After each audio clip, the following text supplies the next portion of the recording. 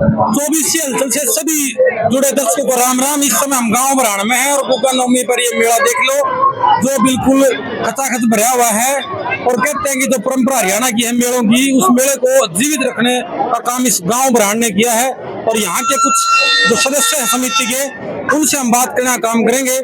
उनसे पूछते हैं कि मेलों को लेकर के उनकी क्या राय है और किस तरह से इतना सुंदर उन्होंने आयोजन किया। जी, आपने आज देखा कि नवमी के उपलक्ष्य में जो मेला लगाया है, कहीं ना कहीं हम देखते थे कि मेलों की जो परंपरा है वो कहीं ना कहीं धूमिल हो रही थी। और आप जैसे गांव बराण ने जो मेलों को जीवित रखा है, क्या कहना चाहेंगे आप इस पर? इस बारे में हमारा पूरा गांव की मान्यता है। और इस मान्यता का आज के दिन जो भी गांव का आदमी चाहे दिल्ली बैठा हो चाहे कलकत्ता बैठा हो, वो सारे के सारे मेले के अंदर शरीक होते हैं। और गांव तो सारा शरीक होता ही होता है।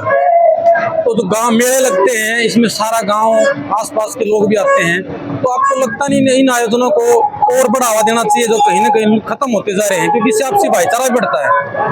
ये आपने ठीक कहा, भाईचारा भी बढ़ता है। इससे हमारी जो संस्कृति है, उसकी संस्कृति जो हमारा जो बुजुर्ग छोड़ के गए थे, वो भी पुनर्जीवित हो जाती है।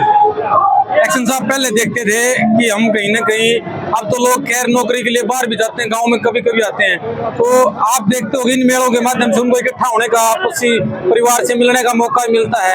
ये तो अच्छा लगता है ये चीजें जब होती हैं तो। बड़ी जैसा आपका चेहरा जिस तरह खुशी आपको दिख रही है, आप भी खुश हो रहे हो मेरे से पूछ के। हमारा एक बच्चा यहाँ आ जाता है सारा, और सारा एक तरह से गांव का मिलन भी कह सकता है, मिलन हो जाता है सबका। तो क्या इस उपलक्ष्य में कोई दंगल आयोजन भी करवाया गया है? हाँ, दंगल का आयोजन भी रखा हुआ है। हाँ, गाने बजाने का आयोजन भी रखा हुआ है। अच्छा, कुश्ती दंगल रखा हुआ है। तो मेलों के माध्यम से खेलों का भी आयोजन हो रहा है।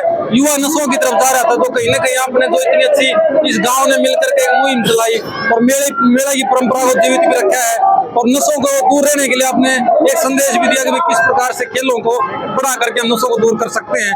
तो ये इस विषय को कैसे, मतलब इन परंपराओं को आगे और बढ़ाया जा सकता है? इसको आगे गांव ने सारा विचार ये किया है, इस तरह हर एक साल हम कुछ न कुछ बढ़ोतरी करते हैं। जिस तरह आपने खेलों के बारे में पूछा, मैं आपको शायद नोटिस में नहीं हो, हमारे जो यहाँ मेला भरा हुआ है, यहाँ गोगा पीर का मंदिर भी है, यहाँ महर्षि वाल्मीकि का मंदिर भी है, यहाँ दादी सती, जिस तरह सारे ब्राह्मण मिलके मनाते हैं, उनका भी एक ही प्लेटफॉर्म पर सारे मंदिर है हमारे। और ये ऐसी सिस्टम जो हमारे गांव के अंदर है, मेरे ख्याल में सारे देश में कहीं मिल जाए तो बड़ी खुशी की बात है। इस तरह महिलाओं का भी उत्साह दिख रहा है, सब तमाम जितने सदस्य हैं गांव के जो है, सब में उत्साह दिख रहा है, तो बड़ा खुशी का माहौल बनता है इस तरह से। हर्षोल्लास, जो गीत हमारी परंपराओं में थे कहीं ना कहीं गायब होते जा रहे हैं आधुनिकता के चक्कर में, लेकिन लोक गीतों का भी चलन इन मेलों के माध्यम से बढ़ता है। बढ़ता है इसके अंदर।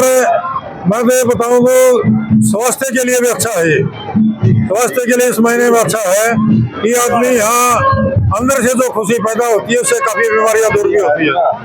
तो आप जुड़े हमारे साथ, आपका बहुत बहुत धन्यवाद। और